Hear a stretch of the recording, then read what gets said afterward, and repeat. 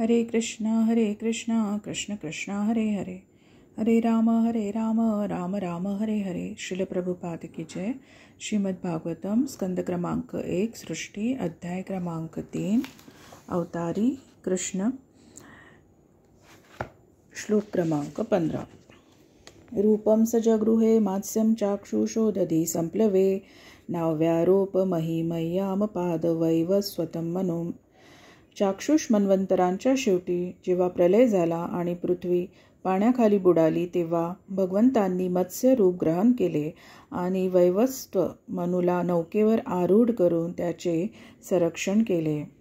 तात्पर्य: भागवताचे आद्य टीकाकार श्रीपाद श्रीधर स्वामी यांच्या मते प्रत्येक मनु बदलण्यापूर्वी नेहमीच प्रलय होत नाही आणि तरीही चाक्षुष मनुच्या काळानंतर हा जो प्रलय झाला तो सत्यव्रताला काही आश्चर्य दाखवावीत यासाठीच घडला.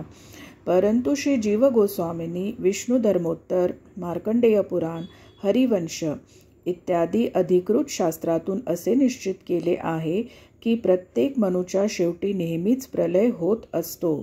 श्रील विश्वनाथ चक्रवर्ती ठाकूर यांनी देखील श्रील जीव गोस्वामींचे समर्थन केले आहे आणि प्रत्येक मनुनंतर होणाऱ्या अशा प्रलयाविषयी भागवतामृत ग्रंथातून उद्धरणे दिली आहेत. या व्यतिरिक्त भक्त सत्यव्रतावर विशेष कृपा दाखविण्यासाठी या विशिष्ट वेळी भगवंत स्वतः अवतीर्ण झाले. श्लोक क्रमांक 16. सुरासुरानामुदती मथ्नतां मंदराचलं दद्रे कमठरूपेण पृष्ठ एकादशे विभू. भगवंतांचा 11वा अवतार कासवाच्या रूपाने झाला. ज्यावेळी ब्रह्मांडातील देवदानवांनी मंदराचल पर्वताच्या मंथनासाठी रवीप्रमाणे उपयोग केला त्यावेळी त्यांनी मंदराचलाला आपल्या पाठीवर धारण केले. तात्पर्य: एकदा देव आणि दानव समुद्रातून अमृत उत्पन्न करण्यात गुंतले होते, कारण त्या सर्वांना अमृत पान करून अमर होण्याची इच्छा होती. त्यावेळी मंदराचल पर्वताचा रवी म्हणून उपयोग करण्यात आला आणि भगवत अवतार भगवान कुर्मांची पाठ त्या सागर जळात मंदराचलाचे आधाराचे स्थान झाले. श्लोक क्रमांक 17. धान्वंतरं द्वादशमं त्रयोदशमेव च अपायत्सुरान्यान् मोहिन्या मोहयन् स्त्रिया. भगवान 12व्या अवतारात धन्वंतरीच्या रूपात प्रकट झाले आणि 13व्या अवतारात त्यांनी अत्यंत आकर्षक सुंदर स्त्री मोहिनीचे रूप धारण करून असुरांना मोहित केले आणि देवतांना अमृत दिले. श्लोक क्रमांक 18. चतुर्दशं नारसिंहं बिभ्रदैत्येन्द्रमूर्जितं ददार करजैरुरावेरकां कटक्रुध्यथा. 14व्या अवतारात भगवंत नृसिंह रूपाने प्रकट झाले आणि त्यांनी आपल्या नखांनी हिरण्यकश्यपू या दैत्याचे सुदृढ शरीर चटई विणणारा वेळू चिरतो त्याप्रमाणे चिरले. श्लोक क्रमांक 19. पंचदशं वामनकं कृत्वा गादध्वरं बले पदत्रयं याचमानः प्रत्यादित्सु स्त्रीपिष्टपम्. 15व्या अवतारात भगवंतांनी ब्राह्मण बटूचे रूप धारण केले आणि बळीराजाने आयोजित केलेल्या यज्ञभूमीत ते आले. जरी तिन्ही लोकांचे राज्य मागण्याची भगवान वामनांची इच्छा होती तरी त्यांनी बळीराजाकडून केवळ 3 पावले भूमी मागून घेतली. तात्पर्य: सर्वशक्तिमान भगवान लहानशा गोष्टीच्या स्थानी कोणाला अखिल विश्वाचे राज्य प्रदान करू शकतात आणि त्याचप्रमाणे भूमीच्या लहानशा तुकड्याची भिक्षेच्या रूपाने याचना करून अखिल विश्वाचे राज्य हिरावून घेऊ शकतात. श्लोक क्रमांक 20. अवतारे षोडशमे पश्यन् ब्रह्मद्रुहो नृपान् त्रिसप्तकृत्वः कुपितो निक्षत्रामकरोन्मही.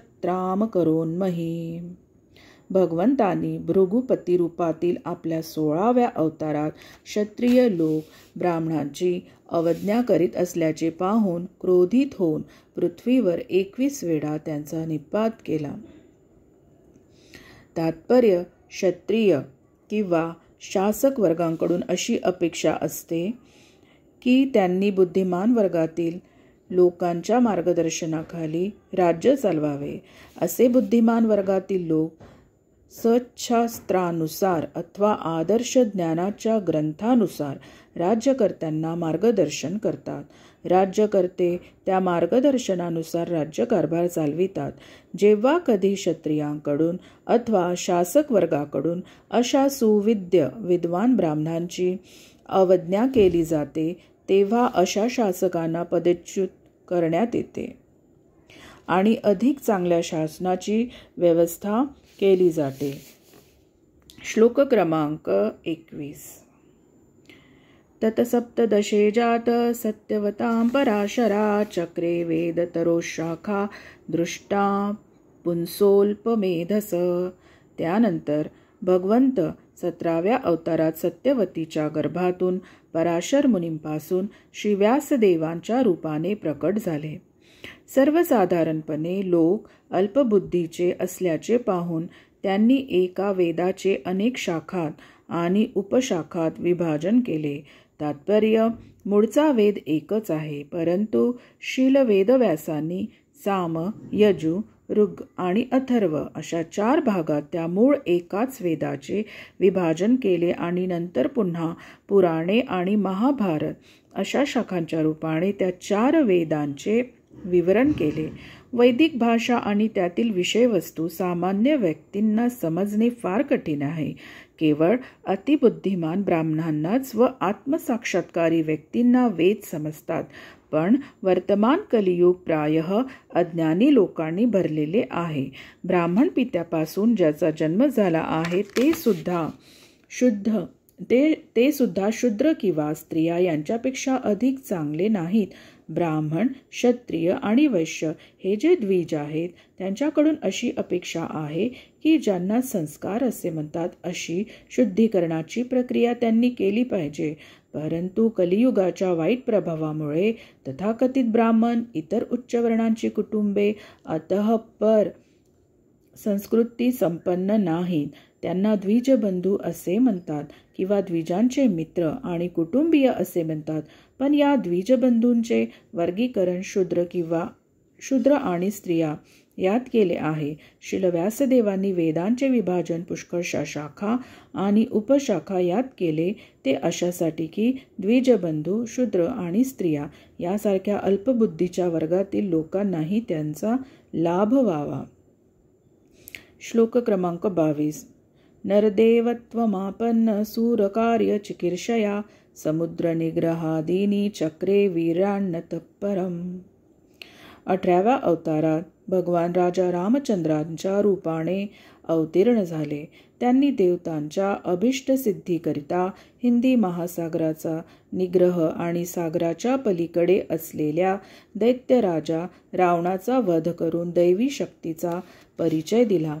तात्पर्य, भगवान रामचंद्रांनी मानव रूप धारण केले आणि विश्वाच्या व्यवस्थेचे रक्षण करता यावे म्हणून देवतांचे, विश्वाचे व्यवस्थापन पाहणाऱ्यांचे काही अभिष्ट कार्य संपादन करण्याच्या हेतूने पृथ्वीवर अवतार धारण केला.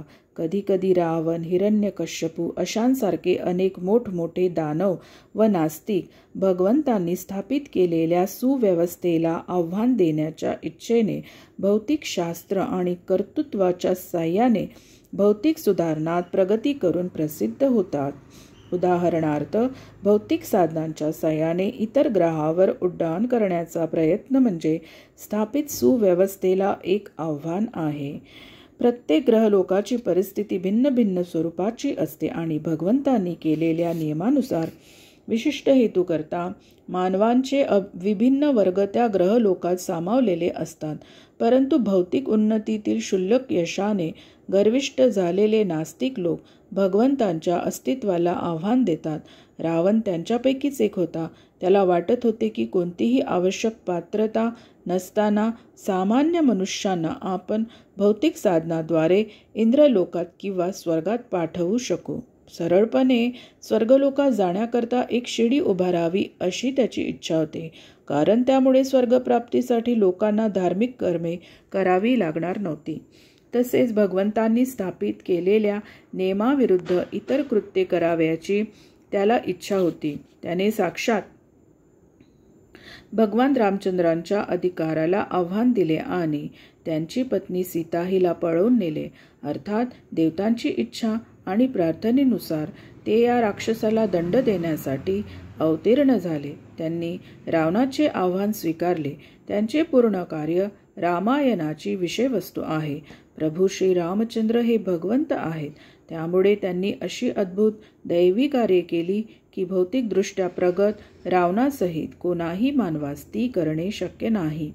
प्रभू श्री रामचंद्रांनी पाण्यावर दगड तरंगविले आणि हिंदी महासागरावरून पलीकडे जाणारा राजमार्ग निर्माण केला.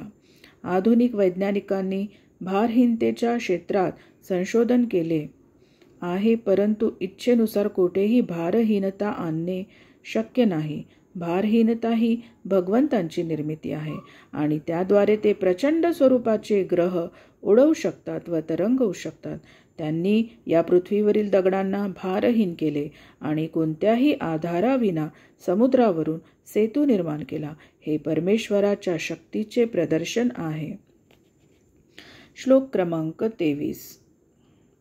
19 मे वृष्णिषु प्राप्य जन्मनि रामकृष्णाविति भुवो भगवान हरद्भरम.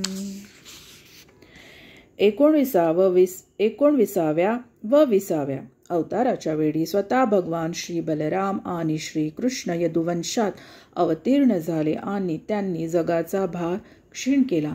तात्पर्य: या श्लोकातील भगवान या शब्दाचा विशिष्ट उपयोग असे दर्शवितो की बलराम आणि श्रीकृष्ण ही भगवंतांची मूळची रूपे आहेत. या संबंधी पुढे स्पष्ट केले जाईल. भगवान श्रीकृष्ण हे या अध्यायाच्या आरंभी वर्णन केल्याप्रमाणे पुरुषाच्या अवतारातून आलेले नाहीत, तर ते स्वयंपूर्ण पुरुषोत्तम भगवान आहेत आणि श्री बलराम हे भगवंतांची पहिली अभिव्यक्ती स्वयंप्रकाश रूप आहेत. श्री बलदेवांपासून वासुदेव, संकर्षण, अनिरुद्ध आणि प्रद्युम्न अशा चतुर्व्यूहाचा विस्तार झाला. भगवान श्रीकृष्ण हे वासुदेव आणि श्री बलदेव हे संकर्षण आहेत. श्लोक क्रमांक 24. ततकलो संप्रवृत्ते सम्मोहाय सुरद्विषां बुद्धो नाम्नांजनसुतः कीकटेषु भविष्यति. त्यानंतर कलियुगाच्या आरंभी भगवान देवतांचा द्वेष करणाऱ्यांना मोहित करण्यासाठी अंजनाच्या बुद्ध नामक पुत्राच्या रूपाने बिहार प्रांतात प्रकट होतील. तात्पर्य: भगवंतांचे शक्तिशाली अवतार भगवान बुद्ध बिहारमधील गया प्रांतात अंजनेचे पुत्र म्हणून प्रकट झाले. त्यांनी स्वतःच्या धारणेप्रमाणे अहिंसेचा प्रचार केला आणि वेदांनी मान्य केलेल्या पशुहत्येचे खंडन केले. भगवान बुद्ध प्रकट झाले तेव्हा सामान्य जन नास्तिक झाले होते आणि इतर वस्तूंपेक्षा प्राण्यांचे मांसच अधिक भक्षण करू लागले होते. वैदिक यज्ञकर्माच्या नावावर प्रत्येक स्थान कत्तलखानाच झाले होते. पशूंची हिंसा अनिर्बंधपणे चाललेली होती. निष्पाप प्राण्यांची दया येऊन भगवान बुद्धांनी अहिंसेचा प्रचार केला. त्यांनी असे सांगितले की वेदांतील सिद्धांतावर आपला विश्वास नाही. तसेच पशुहत्येमुळे मनोवैज्ञानिक दुष्परिणाम कसे होतात यावर त्यांनी जोर दिला.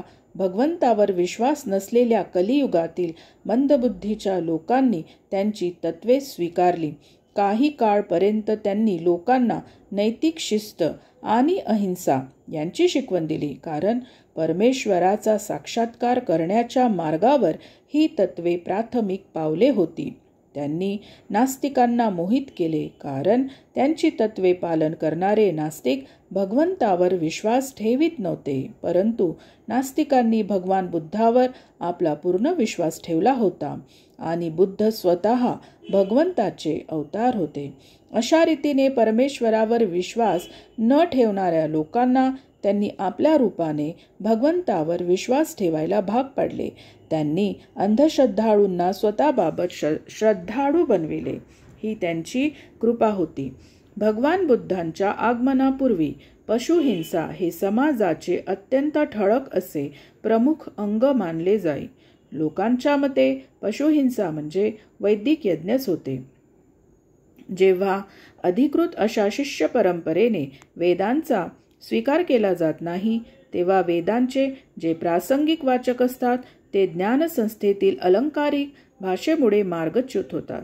भगवद्गीतेमध्ये अशा मूर्ख पंडितांवर अविपश्चितः टीका केलेली आहे. वैदिक साहित्याचे जे मूर्ख पंडित दिव्य ज्ञानाचा अनुभव ज्यांना आला आहे अशा शिष्य परंपरेतून या दिव्य संदेशाचे ग्रहण करीत नाही, त्यांचा निश्चितच गोंधळ उडतो. त्यांना कर्मकांडात्मक कार्यभाग म्हणजेच सर्व काही आहे असे वाटते. त्यांना सखोल ज्ञान नसते. भगवद्गीतेत 15.15 सांगितल्याप्रमाणे वैदेश्च सर्वैर अहमेव वेदः, सर्व वेदांची रचना ही मनुष्याला भक्तीच्या मार्गावर क्रमाक्रमाने उन्नत करण्याकरता आहे. वैदिक साहित्यातील सर्व विषय भगवंत, जीवात्मा, विश्वाची स्थिती आणि या सर्वांचा परस्पर असणारा संबंध जाणण्याकरिता आहे. अशा संबंधाच्या ज्ञानाने सापेक्ष कार्यांचा प्रारंभ होतो आणि त्याचा परिणाम म्हणजे जीवनाचे अंतिम ध्येय भगवद्धामाची प्राप्ती याची जाणीव सहजपणे होऊ लागते. दुर्दैवाने वेदांचे अनधिकारी अभ्यासक शुद्धीकरण प्रक्रियेच्या रूपातील संस्कारावर आसक्त होतात आणि त्या कारणाने स्वाभाविक प्रगती खंडित होते. नास्तिक प्रवृत्तीने भ्रमित झालेल्या अशा लोकांना भगवान बुद्ध हे आस्तिकतेचे प्रतीक आहेत. म्हणून सर्वप्रथम पशुहत्येला प्रतिबंध करण्याची त्यांची इच्छा होती. पशूंची हत्या करणारे लोक दोन प्रकारचे असतात. जीवालाही कधीकधी पशु समजले जाते, म्हणून पशूंची हिंसा करणारा आणि आपले वास्तविक स्वरूप विसरलेला असे दोन्ही पशुहत्यारे आहेत. महाराज परीक्षितांनी म्हटले आहे की केवळ पशुहिंसक लोकच भगवंतांच्या दिव्य संदेशात रुची घेत नाहीत. म्हणून लोकांना परमार्थाच्या मार्गावर जाण्याचे शिक्षण द्यावयाचे असेल तर त्यांना सर्वप्रथम वर सांगितल्याप्रमाणे पशुहत्येची पद्धती बंद करण्यास शिकविले पाहिजे. पशुहत्येचा व आध्यात्मिक मार्गाचा काही संबंध नाही असे म्हणणे निरर्थक आहे. या भयानक सिद्धांतामुळे पुष्कळ तथाकथित संन्यासी कलियुगाच्या कृपेमुळे प्रसिद्ध झाले आहेत. ते वेदांच्या बाह्य स्वरूपाच्या नावाखाली पशुहत्येचा प्रचार करतात. हा विषय श्री चैतन्य महाप्रभू आणि मौलाना चांद काझी यांच्या संभाषणात यापूर्वीच चर्चेला गेला आहे. वेदांमध्ये सांगितलेली पशुहत्या ही कत्तलखान्यातील अनिर्बंध पशुहत्येहून वेगळी आहे. असुर किंवा वेदशास्त्रांचे तथाकथित विद्वान वैदिक शास्त्रातून पशुसंबंधीची प्रमाणे पुढे आणतात. म्हणून भगवान बुद्धांनी वरवर वेदांचा अधिकार अमान्य केला. त्यांचे इतरही हेतू होते. त्यांना पशुहिंसेसारख्या दुर्गुणांपासून लोकांना वाचवावयाचे होते. तसेच विश्वबंधुत्व, शांती, समता, न्याय यासाठी आरडाओरडा करणाऱ्या पशूंच्याच मोठ्या बांधवांच्या हातून होत असलेल्या पशुहिंसेच्या कृत्यापासून निष्पाप प्राण्यांचे संरक्षण करावयाचे होते. जोपर्यंत पशुहत्या चालते तोपर्यंत न्यायाचा प्रश्नच नसतो. भगवान बुद्धांना हे पूर्णपणे थांबवावयाचे होते. म्हणून त्यांच्या अहिंसेच्या सिद्धांताचा प्रचार केवळ भारतातच नव्हे तर भारताबाहेर देखील झाला. तात्विक दृष्टीने भगवान बुद्धांचे तत्वज्ञान नास्तिक समजले जाते, कारण त्या तत्वज्ञानात भगवंतांचा स्वीकार केलेला नाही. तसेच वेदांचा अधिकार अमान्य केलेला आहे. अर्थात भगवंतांची ही छद्मकृती आहे. भगवान बुद्ध हे भगवत अवतार आहेत. ते वैदिक ज्ञानाचे मूळ प्रणेते आहेत. असे असल्याने ते वैदिक ज्ञान नाकारू शकत नाही. जे सूरद्वेष किंवा भगवंतांच्या भक्तांचा नेहमी द्वेष करणारे दैत्य आहेत, ते वेदांच्या पृष्ठातून गोहत्या किंवा पशुहत्येचे समर्थन करण्याचा प्रयत्न करतात. म्हणून त्यांनी बाह्यतः वैदिक ज्ञानाचा अस्वीकार केला. पशुहिंसेच्या समर्थनाचे हेच कार्य आधुनिक संन्याशांकडून सध्या केले जात आहे. म्हणून भगवान बुद्धांनी वेदांचे प्रामाण्य संपूर्णपणे नाकारले. ही गोष्ट निव्वळ लाक्षणिक आहे. जर ही गोष्ट निव्वळ लाक्षणिक नसती तर भगवंतांचा अवतार म्हणून भगवान बुद्धांचा स्वीकार केला गेला नसता. तसेच वैष्णव आचार्य कवी जयदेव यांनी आपल्या गीत गोविंदातील दशावतार स्तोत्रात भगवान बुद्धांचा सन्मानही केला नसता. भगवान बुद्धांनी त्या काळास योग्य अशा रीतीने वेदांच्या प्रारंभिक तत्वांचा प्रचार केला आणि असा प्रचार श्री शंकराचार्यांनीही केला. तो याचसाठी की वेदांचा अधिकार प्रामाण्य पुन्हा प्रस्थापित व्हावे. अशा रीतीने श्री शंकराचार्य यांनी आस्तिकतेचा मार्ग सुलभ केला आणि वैष्णव आचार्यांनी विशेषतः श्री चैतन्य महाप्रभू यांनी सर्वांना भगवतामात परतण्याचा साक्षात्कारी मार्ग दाखवला. आम्हाला आनंद वाटतो की लोकांना भगवान बुद्धांच्या अहिंसा आंदोलनात गोडी वाटत आहे. परंतु प्रश्न असा आहे की ते लोक या विषयाचा गांभीर्याने विचार करतील काय? जर तसे होत नसेल तर अहिंसेच्या तत्वप्रणालीला काहीच अर्थ राहत नाही. भागवताचा रचनाकाळ म्हणजे कलियुगाच्या प्रारंभापूर्वीचा काळ होय. भगवान बुद्धदेव सुमारे 2600 वर्षांपूर्वी अवतीर्ण झाले. म्हणून भागवतात बुद्ध अवताराविषयी भविष्यवाणी केलेली आहे अशी या शास्त्राची स्पष्ट प्रामाणिकता आहे. भागवतात अशा अनेक प्रकारच्या भविष्यवाण्या केलेल्या आहेत आणि एका पाठोपाठ एक त्या प्रत्यक्षात येत आहे. त्यावरून भागवताची योग्यता समजून येते. भागवत हे भ्रम, प्रमाद, विप्रलिप्सा, कारण पाठव, चूक, भ्रम, फसविण्याची वृत्ती, अपूर्णत्व या बद्ध आत्म्याच्या स्वाभाविक दोषांच्या पलीकडे आहे. मुक्तात्मे या दोषांपलीकडे असतात. म्हणून भविष्यकाळात ज्या घटना व्हाव्याच्या आहेत त्या ते पाहू शकतात आणि अगोदर सांगू शकतात. श्लोक क्रमांक 25. अथासो युगसंध्यायां दस्यु प्रायेषु राजसु जनिता विष्णू यशसो नामना कल्कीर्जगत्पती. त्यानंतर 2 युगांच्या संधीच्या काळात जगतपती भगवंत कल्की रूपाने अवतार घेतील. ते विष्णुयश नावाच्या ब्राह्मणाचे पुत्र होतील. त्यावेळी पृथ्वीवरील शासक प्रायः अधमावस्थेला पोहोचलेले चोर होतील. तात्पर्य, येथे कल्कीच्या अवताराविषयी दुसरी एक भविष्यवाणी करण्यात आली आहे. ते 2 युगांच्या संधी काळात अर्थात कलियुगाच्या शेवटी आणि सत्ययुगाच्या प्रारंभी अवतीर्ण व्हावयाचे आहेत. कृत, त्रेता, द्वापार आणि कली अशा चतुर्युगांचे चक्र दिनदर्शिकेतील महिन्यांप्रमाणे सतत फिरत असते. वर्तमान कलियुगाचा कालावधी 4,32,000 वर्षे आहे. त्यापैकी कुरुक्षेत्रावरील युद्धानंतर आणि परीक्षित महाराजांच्या शासनकाळाच्या अंतापासून आतापर्यंत केवळ 5,000 वर्षे होऊन गेली आहेत. म्हणून 4,27,000 वर्षे अद्यापी जावयाची आहेत. त्यानंतर भागवतामध्ये अगोदरच सांगितल्याप्रमाणे कल्कीचा अवतार प्रकट होईल. त्यांच्या वडिलांचे विष्णुयश हे नाव असेल. ते विद्वान ब्राह्मण असतील आणि त्यांचे गाव संभळग्राम असेल. वर सांगितल्याप्रमाणे सर्व भविष्यवाणी क्रमबद्ध रीतीने खऱ्या ठरतील, कारण ही भागवताची अधिकारवाणी आहे. श्लोक क्रमांक 26. अवतारा ह्यसंख्यया हरे सत्व निधेर्द्विजा यथा विदासीन कुल्याः सरसः स्युः सहस्त्रशः. हे ब्राह्मणांनो, ज्याप्रमाणे अथांग सरोवरापासून अनेक लहान नद्या वाहतात त्याचप्रमाणे सत्वनिधी भगवंतांचे असंख्य अवतार आहेत. तात्पर्य येथे भगवंतांच्या अवतारांची संपूर्ण सूची दिलेली नाही. भगवंतांच्या सर्व अवतारांचे हे केवळ अंशतः दिग्दर्शन आहे. या व्यतिरिक्तही अनेक अवतार आहे. उदाहरणार्थ श्री हयग्रीव, हरी, हंस, पृष्णिगर्भ, विभू, सत्यसेन, वैकुंठ, सार्वभौम, विश्वक्सेन, धर्मसेतू, सुधामा, योगेश्वर, बृहद्भानू आणि गतयुगातील इतर अवतार. श्री प्रल्हाद महाराज आपल्या प्रार्थनेत म्हणतात, हे प्रिय भगवंता, जितक्या जीवयोनी आहेत तितके अवतार तुम्ही धारण करीत असता. उदाहरणार्थ जलचर, औषधी, वनस्पती किंवा उद्भिज, सरपटणारे प्राणी, पक्षी, पशु, मानव, देवता इत्यादी. श्रद्धावान लोकांचे पालन पोषण करावे आणि अधमवृत्तीच्या लोकांचा संहार करावा हाच त्यांचा हेतू असतो. निरनिराळ्या युगांच्या आवश्यकतेनुसार तुम्ही स्वतः आगमन करीत असता. कलियुगात तुम्ही भक्ताचा वेश धारण करून अवतीर्ण झाला आहात. कलियुगातील भगवंतांचा हा अवतार म्हणजे श्री चैतन्य महाप्रभू आहेत. भागवत आणि अन्य धर्मग्रंथात कित्येक ठिकाणी भगवंत हे श्री चैतन्य महाप्रभूंच्या रूपाने अवतीर्ण होण्याविषयी स्पष्ट निर्देशन आहेत. ब्रह्मसंहितेत सुद्धा अप्रत्यक्षरित्या असे म्हटले आहे की जरी राम, नृसिंह, वराह, मत्स्य, कूर्म आणि इतर पुष्कळ असे भगवंतांचे अवतार आहेत, तरी साक्षात भगवान स्वतः कधीकधी अवतीर्ण होत असतात.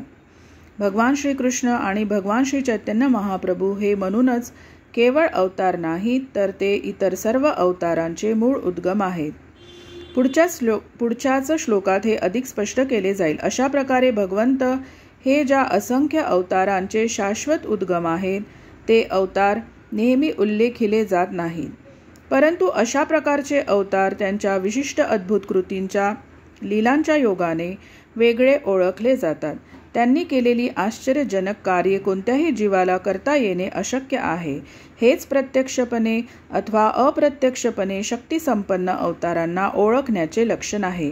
वर उल्लेख केलेल्यांपैकी बहुतेक स्वांशरूपे आहेत. उदाहरणार्थ कुमार हे दिव्य ज्ञानाने सामर्थ्य संपन्न आहेत. श्री नारद हे भक्तीने संपन्न आहेत, तर पृथु महाराज कर्तृत्व शक्तीने संपन्न आहेत. मत्स्यावतार हे प्रत्यक्ष स्वांशरूप आहे. अशा रीतीने ज्याप्रमाणे धबधब्यातून सतत पाणी पडत असते, त्याप्रमाणे भगवंतांचे असंख्य अवतार सर्व ब्रह्मांडातून निरंतर प्रकट होत असतात. श्लोक क्रमांक 27. ऋषयो मनवो देवा मनुपुत्रा महोजसः कलाः सर्वे हरेरेव स प्रजापतयः स्मृता. विशेष रूपाने सामर्थ्य संपन्न असणारे ऋषी, मनु, देवता आणि मनुचे वंशज हे सर्व स्वांश अथवा अंशांचे अंश कला आहेत. यात प्रजापतीचाही समावेश आहे. तात्पर्य, तुलनात्मक दृष्टीने जे अल्पशक्तिशाली आहेत त्यांना विभूती असे म्हणतात, आणि जे तुलनात्मक दृष्ट्या अधिक शक्तिशाली आहेत त्यांना शक्तावेशावतार असे म्हणतात. श्लोक क्रमांक 28. एते चांश कला पुंसः कृष्णस्तु भगवान स्वयं इंद्रारी व्याकुलं लोकं मृडयन्ति युगे युगे. हे सर्व भगवंतांचे अंशावतार अथवा कलावतार आहेत, परंतु श्रीकृष्ण हे साक्षात पूर्ण पुरुषोत्तम भगवान आहेत. जेव्हा जेव्हा नास्तिक लोक उपद्रव देतात, तेव्हा तेव्हा आस्तिक लोकांना संरक्षण देण्यासाठी भगवंतांचे असे हे अवतार ग्रहलोकातून प्रकट होत असतात. तात्पर्य, या विशिष्ट श्लोकात भगवान श्रीकृष्ण हे इतर अवतारांपासून वेगळे दर्शविले आहेत. त्यांची गणना अवतारामध्ये याकरिता केलेली आहे की त्यांच्या अहैतुकी कृपेमुळे ते आपल्या दिव्यधामातून येथे अवतीर्ण होत असतात. अवतार या शब्दाचा अर्थ जो खाली येतो तो असा आहे: स्वतः भगवंतांसह भगवंतांचे सर्व अवतार भौतिक जगतातील निरनिराळ्या लोकांमध्ये, त्याचप्रमाणे निरनिराळ्या जीवयोनीमध्ये विशिष्ट कार्ये पूर्ण करण्याकरता अवतीर्ण होत असतात. कधीकधी स्वतः भगवान येतात आणि कधीकधी त्यांचे निरनिराळे अंशावतार अथवा कलावतार अथवा प्रत्यक्ष वा अप्रत्यक्षपणे भगवंतांनी शक्तिसंपन्न केलेले त्यांचे आवेशावतार या भौतिक जगतात काही विशिष्ट कार्य करण्याकरिता अवतीर्ण होतात. मूलतः भगवान संपूर्ण ऐश्वर्य, शक्ती, यश, सौंदर्य, ज्ञान आणि वैराग्य यांनी परिपूर्ण आहेत. जेव्हा ते सर्व गुण भगवंतांच्या अंशावतारांपासून किंवा कलावतारांपासून अंशतः प्रकट होतात, तेव्हा आपण असे लक्षात ठेवले पाहिजे की त्यांच्या विभिन्न शक्ती काही विशिष्ट कार्याकरिता आवश्यक असतात. जेव्हा खोलीमध्ये लहानसा विद्युत दीप प्रकाश देतो, तेव्हा त्याचा अर्थ असा नाही की विद्युत शक्ती केंद्राजवळ केवळ तेवढीच प्रकाश देण्याची क्षमता असते. तेच विद्युत शक्ती केंद्र औद्योगिक विद्युत यंत्रांना लागणारी मोठ्या दाबाची विद्युत शक्ती पुरवू शकते. त्याचप्रमाणे विशिष्ट परिस्थितीनुसार भगवंतांचे अवतार मर्यादित शक्तींचा उपयोग करतात. उदाहरणार्थ, भगवान परशुरामांनी अनुक्रमे 21 वेळा उच्छृंखल क्षत्रियांचा आणि भगवान नृसिंह देवांनी महान शक्तिशाली नास्तिक हिरण्यकश्यपूचा संहार करून आपले असामान्य ऐश्वर्य प्रकट केले. हिरण्यकश्यपू इतका शक्तिशाली होता की इतर ग्रहलोकातील देवता देखील त्याच्या केवळ भ्रूसंचालनाने थरथर कापत होते. भौतिक अस्तित्वाच्या उच्च स्तरावरील देवता आयुष्य, सौंदर्य, श्रीमंती, सुखसुविधा आणि इतर दृष्टीने सुखसमृद्ध अशा मानवापेक्षा कितीतरी पटीने अधिक श्रेष्ठ आहेत, तरीसुद्धा त्यांना हिरण्यकश्यपूची भीती वाटत होती. यावरून आपण हिरण्यकश्यपू किती सामर्थ्यवान होता याची कल्पना करू शकतो. परंतु नृसिंह देवांच्या नखाद्वारा हिरण्यकश्यपूचे लहान लहान तुकडे केले गेले. याचा अर्थ असा की भौतिकदृष्ट्या भक्तिसंपन्न असलेला कोणीही भगवंतांच्या नखांची सुद्धा बरोबरी करू शकत नाही.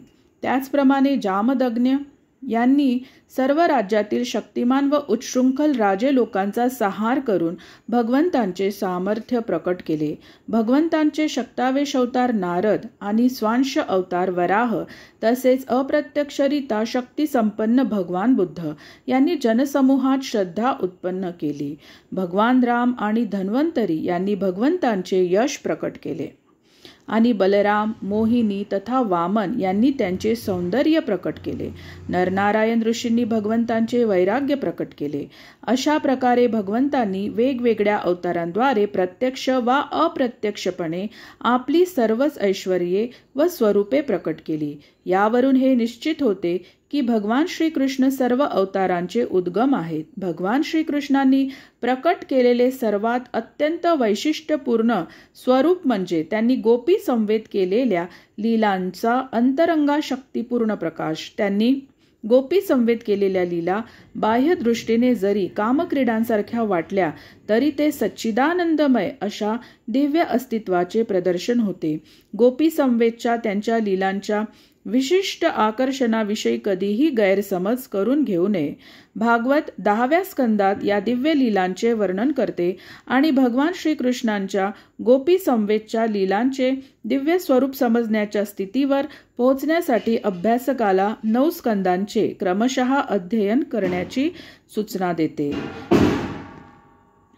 श्रील जीव गोस्वामी यांच्या म्हणण्याप्रमाणे अधिकृत स्तोत्रानुसार भगवान श्रीकृष्ण हे इतर सर्व अवतारांचे उद्गम आहेत. भगवान श्रीकृष्णांचा इतर कोणताही उगम नाही. परमश्रेष्ठ सत्याची संपूर्ण लक्षणे भगवान श्रीकृष्णांच्या ठिकाणी उपस्थित आहे. भगवद्गीतेत भगवान श्रीकृष्ण स्पष्टपणे घोषणा करतात की त्यांच्यापेक्षा महान किंवा तुल्य असे दुसरे कोणतेही सत्य नाही. वरील श्लोकात भगवान श्रीकृष्णांना स्वतः व्यतिरिक्त दुसरे कोणतेही उगमस्थान नाही हे निश्चित सांगण्यासाठी स्वयं हा शब्द विशेष रूपाने योजिलेला आहे. जरी इतर ठिकाणी अवतारांचे भगवान म्हणून वर्णन केलेले आहे कारण त्यांनी विशिष्ट कार्य संपादित केलेली आहे, तरी कोठेही त्यांना परमपुरुष म्हणून घोषित केलेले नाही. या श्लोकातील स्वयं शब्द एकमेव परमस्थितीचा बोध करून देतो. सर्वश्रेष्ठ भगवान श्रीकृष्ण एकमेवाद्वितीय आहेत. त्यांनी स्वतःचा विस्तार स्वयंरूप, स्वयंप्रकाश रूप, तदेकात्मरूप, प्राभव प्रकाश, वैभव प्रकाश, विलास अवतार, आवेश आणि जीव अशा विविध रूपांनी केला आहे. ही सर्व रूपे आपापल्या व्यक्तित्वानुसार असंख्य शक्तींनी युक्त आहेत. दिव्य विषयातील पारंगत विद्वानांनी अद्वैत तत्व श्रीकृष्णांजवळ 64 गुण असल्याचे आपल्या सूक्ष्म विश्लेषणात सांगितलेले आहे. भगवंतांचे सर्व विस्तार किंवा अवतार यामध्ये भगवंतांच्या या गुणांचे न्यूनाधिक प्रमाण आहे, परंतु भगवान श्रीकृष्णांच्या ठिकाणी हे सर्व गुण पूर्णत्वाने वर्तमान आहेत. स्वयंप्रकाश तदेकात्मरूपांपासून भगवंतांच्या विष्णू तत्वांच्या अवतारापर्यंत जे प्रकार आणि अभिव्यक्ती आहेत त्यांच्या ठिकाणी या दिव्य गुणांपैकी 93% गुण अभिव्यक्त होतात. भगवान शंकर जे अवतार, आवेश अथवा त्यांच्या मध्यस्थ देखील नाहीत त्यांच्या ठिकाणी या गुणांपैकी 84% गुण आहेत आणि जीवांजवळ अथवा जीवनाच्या निरनिराळ्या स्तरावरील प्राणीमात्रात केवळ 78% मर्यादेपर्यंतच गुण प्रकाशित होतात. भौतिक अस्तित्वातील बद्ध अवस्थेत जीवांच्या ठिकाणी हे गुण फारच अल्प प्रमाणात असतात आणि पारमार्थिक जीवनाच्या गुणवत्तेनुसार ते ठराविक प्रमाणात त्यांच्यात प्रकाशित होतात. सर्वात परिपूर्ण जीव ब्रह्मदेव आहेत. ते विश्वाचे शासक आहेत. त्यांच्या ठिकाणी 78% गुण पूर्ण रूपाने आहेत. इतर देवतांच्या ठिकाणी परिमाणात्मक दृष्ट्या तेच गुण अल्प आहेत आणि मानव प्राण्यात ते अत्यल्प प्रमाणात आहेत. 78% पूर्णत्वाने या गुणांचा विकास करणे मानव मात्रांच्या पूर्णत्वाचे मोजमाप आहे. जीवांच्या ठिकाणी शिव, विष्णू, भगवान श्रीकृष्ण यांच्या समान गुण असू शकत नाहीत. प्राणी मात्रे 78% असलेल्या आपल्यातील गुणांचा पूर्णपणे विकास करून देवत्व प्राप्त करू शकतात. परंतु भगवान शिव, विष्णू किंवा श्रीकृष्ण यांची समानता प्राप्त करू शकत नाहीत. जीव कालांतराने ब्रह्मदेव होऊ शकतो. देवतुल्य जे जीव आहेत ते आध्यात्मिक आकाशातील रहिवासी आहेत. ते हरिधाम आणि महेशधाम म्हटल्या जाणाऱ्या निरनिराळ्या आध्यात्मिक लोकातील परमेश्वरांचे शाश्वत सहचर आहे. सर्व आध्यात्मिक ग्रहलोकांच्या वर भगवान श्रीकृष्णांचे धाम आहे. त्याला कृष्णलोक अथवा गोलोक वृंदावन असे म्हणतात. सिद्ध जीव उपरोक्त 78% गुणांचा पूर्णपणे विकास करून वर्तमान भौतिक शरीर सोडल्यानंतर दिव्य कृष्ण लोकात प्रवेश करू शकतो. हरे कृष्णा कृष्ण कृष्णा हरे हरे, हरे राम राम राम हरे हरे. श्रील प्रभुपाद की जय.